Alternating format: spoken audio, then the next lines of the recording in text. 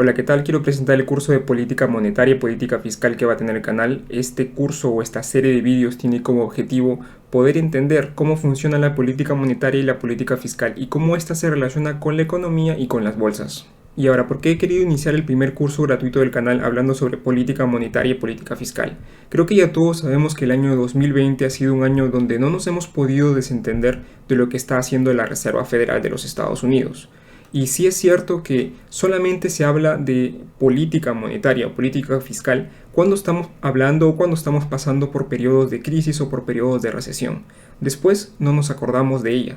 Y esto nos lo dice el mismo Warren Buffett. Pero incluso en épocas donde la economía y las bolsas están estables, siempre es bueno saber sobre la política monetaria y en especial sobre esas perspectivas a futuro que nos brindan los bancos centrales.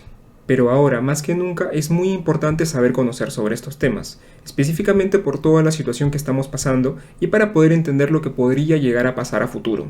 Toda información relacionada con la política monetaria es información de primera mano, es información que comparten las instituciones del gobierno, por lo tanto es información de gran confianza y credibilidad cuando se está hablando de temas económicos, y todo esto finalmente repercute o tiene importancia en lo que sucede en los mercados financieros, y es por esto que esto es muy importante de saber.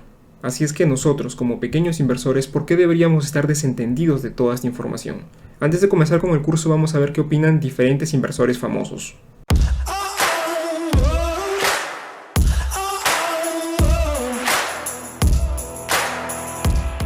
I have never bought or sold a stock. I've never bought or sold a company where what the Fed is doing or is likely to do entered into my calculation. That's true of my partner, Charlie Munger. Not in 50 years, and it never will. It's a mistake to try and make investment decisions based on what you think the Fed is going to do. Just, if you owned a farm, would you buy or sell it based on what you thought the Fed was going to do next week? Or if you owned a local little business that was good, if you owned an apartment house, would you say, maybe I better sell it because the Fed may do this or that?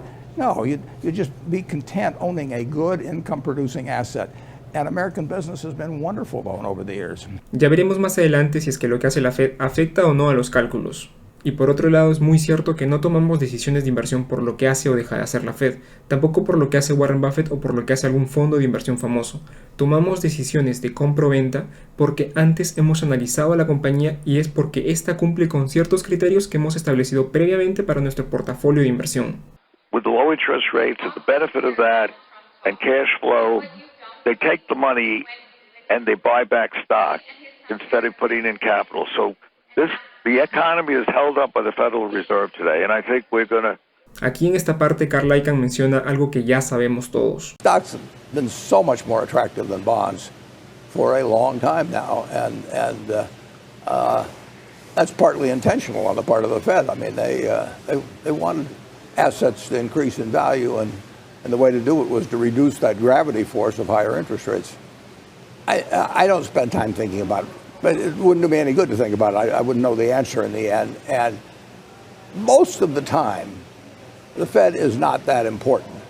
Occasionally, it's everything. The Fed is of enormous importance during a panic, and people tend to hang on their every word in between.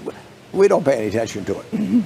I can't remember a decision we've ever made based on the Fed, except for the fact that I felt that Bernanke and Paulson and Geithner, but I felt the Fed would do the right thing in the fall of 2008. Y es por esto que es importante saber sobre estos temas. Normalmente la Fed no es tan importante, pero en momentos como estos de crisis o de recesión, la Fed lo es todo.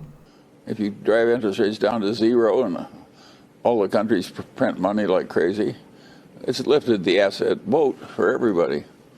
And I think it really is. So they didn't have anything else to do in the Great Recession, and so they took the only weapon they had and used it aggressively.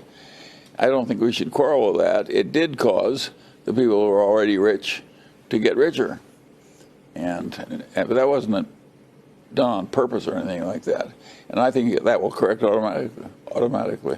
I am so afraid of democracy getting the idea that you can just print money to solve all problems, and eventually I know that will fail. Who knows when money printing runs out of control? And at the end, if you print too much, you end up in something like Venezuela. Aquí Charlie Munger nos presenta este dilema si es que la Fed debería o no intervenir o simplemente dejar que colapse todo. The convergence of these factors would have seemed impossible to me, and generally if I feel something is impossible, it's going to change over time. I don't know in what way, but I don't think we can continue to have these variables in this relationship. Now, if we can, then stocks are ridiculously cheap. Si las acciones se hacen más baratas debido a los cambios de variables, ¿cómo es que esto no afecta a las cotizaciones? Primero Warren Buffett nos dice que no afectan, pero luego que sí se ven afectadas debido a los cambios de variables. Ya veremos esto más adelante. There's an incentive to spend money and borrow money, because at that time, if you borrow money and spend money, people look at how much you're spending, and you can produce a